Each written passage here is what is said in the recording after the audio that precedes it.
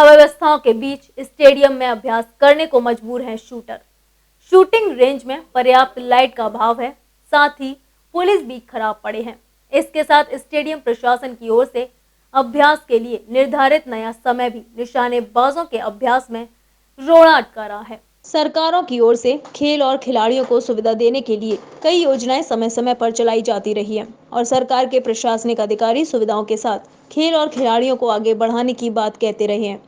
एक खिलाड़ी की कड़ी मेहनत के साथ उसकी सफलता को सुनिश्चित करने में खेल सुविधाओं का भी अहम किरदार होता है, मगर शहर के एकलव्य स्पोर्ट्स स्टेडियम में बनी शूटिंग रेंज पर अव्यवस्थाओं के बीच शहर के शूटर अभ्यास करने को मजबूर हैं। 2013 करोड़ की लागत से बनी शूटिंग रेंज शहर के शूटरों के सपने का मूर्त रूप है, जिसमें शूटर्स, शूटिंग कोच और उस समय के वर्तमान जिलाधिकारी के प्रयासों की बड़ी भूमिका रही थी। मगर वर्तमान में निशानेबाज अपनी शूटिंग रेंज में अभ्यास को लेकर परेशान है। स्टेडियम में 10 मीटर और 25 मीटर की दो रेंजर हैं, जिसमें हम पहले बात करें 10 मीटर इंडोर रेंज की, तो कुल पुली टारगेट के लिए लगे हैं, जिसमें से कई खराब हैं और पैसे की मशीन की हालत ऐसी है जिनको जैसे तैसे चलाया जा रहा है। दूसरी ओर लाइट की व्यवस्था भी ज्यादा बेहतर नहीं है। पुलिस के ऊपर इतनी लाइट की आवश्यकता होती है, एयर पिस्टल और एयर राइफल के टारगेट के लिए वह भी पर्याप्त मात्रा में उपलब्ध नहीं है। सीलिंग की लाइट्स भी काफी खराब पड़ी हैं। सही लाइट न मिलने के कारण निशानेबाजों की आंखों में परेशानी होने लगी है और कई निशानेबाज ऐसे भी हैं जिनको चश्मा का सहारा लेना पड़ रहा है। शूटरों की माने तो कई वर्षों से मशीनों की सर्विसिंग भी नहीं हुई है। मैम, स्टेट्स आ रहे हैं और अब भीड़ बढ़ती जा रही है रेंज पे। पुली ख़राब हैं, लाइट्स है नहीं हैं, बेसिक फैसिलिटीज़ नहीं हैं, तो फिर हम लोग आगे मांग क्या करें। जैसे पहले प्रशासन से हम लोगों ने सिलेंडर की मांग करी थी, ठीक है। रेंज का वेपन एक ही है, एक राइफ़ल है, एक पिस्टल है, जिस पे करीब 10 बच्चे आते हैं। जो नए शूटर्स आते हैं वो अपना वेपन तो खरीदेंगे नहीं, 1-1.5 लाख 2 लाख के वेपन्स आते हैं, तो वो लोग इसी वेपन से करते हैं, तो वो लाइन लग जाती है। तो स्टार्टिंग में हम लोगों ने सिलेंडर की मांग करी थी, और क्योंकि हमें दिल्ली से भरवाने जाना पड़ता है, और हमने इस रेंज के वेपन की मांग करी थी। जिनके पर्सनल नहीं है वो जिनसे करते हैं, बट ये तो हम बाद में करेंगे ना, जब बेसिक ही नीड नहीं है। हमारे पास पुली ख़राब है, हमारी 2 स्विज मशीन का लैपटॉप ख़राब है, और लाइट्स नहीं है। सबके चश्मे लग चुके हैं, सब राइफल शूटर्स के तो चश्मे हैं ही हैं, ठीक है। तो फिर हम आगे की मांग कैसे करें कि स्टेडियम की रेंज में शहर के स्टेट, नेशनल और अंतर्राष्ट्रीय स्तर के शूटर अभ्यास के लिए आते हैं, जिसमें 15 रुपये प्रतिमाह फीस शूटर से ली जाती है, मगर व्यवस्थाओं के नाम पर सिर्फ एक सेटअप की रेंज में दिया जाता है। शूटरों को ना तो टारगेट दिए जाते हैं और ना ही व्यापक निशानेबाजों ने राइफल पिस्टल में डाली जाने वाली गैस के सिलेंडर की मांग को प्रशासनिक अधिकारी और स्टेडियम प्रशासन से मांगा था, मगर वह भी अभी तक पूरी नहीं हो सकी हैं, जिसके कारण शूटर व्यक्तिगत स्तर पर दिल्ली से गैस का सिलेंडर मंगवाते हैं, जिसके बाद एयर राइफल में ली जाती है।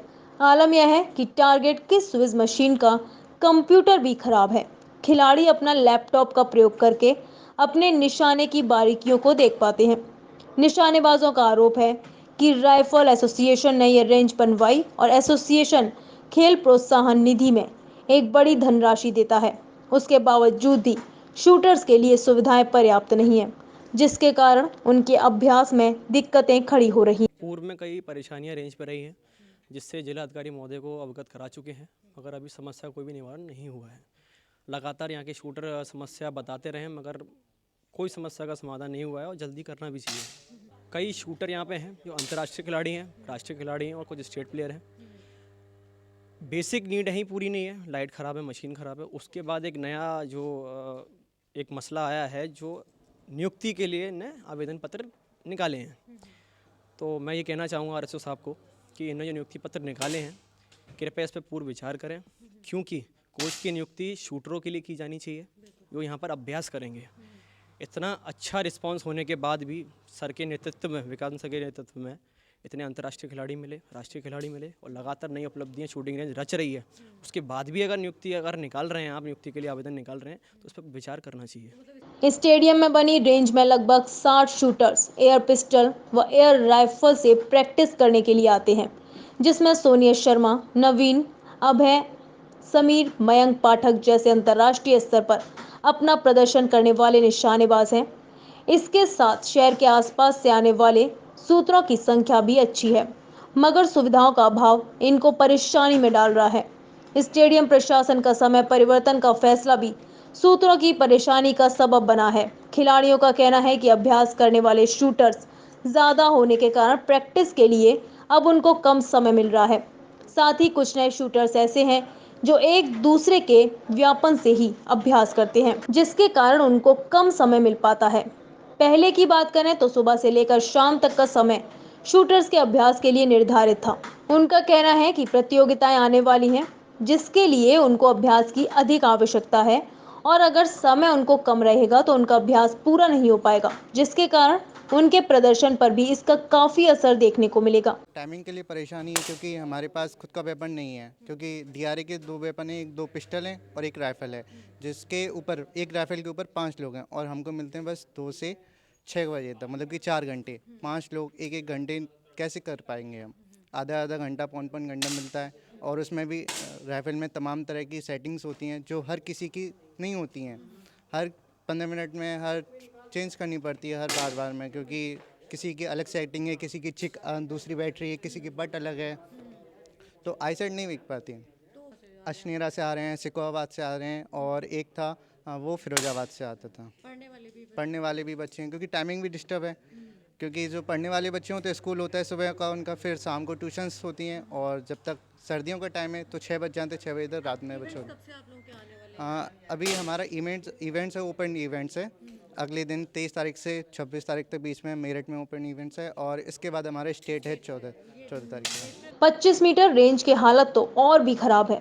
आलम यह है कि एक लंबे अरसे के बाद भी यहाँ पर प्रशासन टारगेट चेक मशीन तक नहीं लगा सका है। कोच और सूट के प्रयास से ही टेम्परेरी लोहे के बोर्ड बनवाकर उन पर टारगेट को लगवाया गया है, जिस पर कुछ निशानेबाज अपना अभ्यास करते हैं। मैं 10 मीटर एयर पिस्टल करती हूँ और 25 मीटर्स भी करती हूँ। दिक्कत ये आ रही है कि नीचे 25 मीटर्स की रेंज है, उसमें भी मशीन की फैसिलिटीज़ नहीं हैं और हम लोगों को बार बार टारगेट वहाँ पे जाना पड़ता है लगाने के लिए, आने के लिए। उस चीज़ के लिए भी बहुत ही ज़्यादा दिक्कत आ रही है और 10 मीटर पे भी लाइट्स की काफ़ी ज़्यादा दिक्कत है। और ये जो डिस्ट्रिक्ट राइफल एसोसिएशन है, इसमें जो ये लोग पैसा करते हैं, ये हमारी काम आ जाए तो काफ़ी ज़्यादा बेटर होगा। इस बारे में जब हमने आरएसओ सुशील चंद्र जोशी से बात की तो उनका कहना था कि उनको इस बारे में ना तो शूटिंग कोच और ना ही शूटर्स ने बताया है और अगर किसी तरह की परेशानी समय को लेकर और सुविधाओं को लेकर है तो वे उसको दूर करने का पूरा प्रयास करेंगे। शूटर ज़्यादा हैं या कम हैं इसकी जानकारी तो खैर रजिस्ट्रेशन से पता लग जाती है। पहले भी 25-30 के एवरेज आता था और जहाँ तक मेरी जानकारी है उन्होंने मरवली मुझसे कहा था तो 11 से 1 जो है वो लाइसेंस वाला काम होता है और 2 बजे से 6 बजे तक पहले भी यही टाइम निर्धारित था, पूर्व में भी यही टाइम चल रहा था।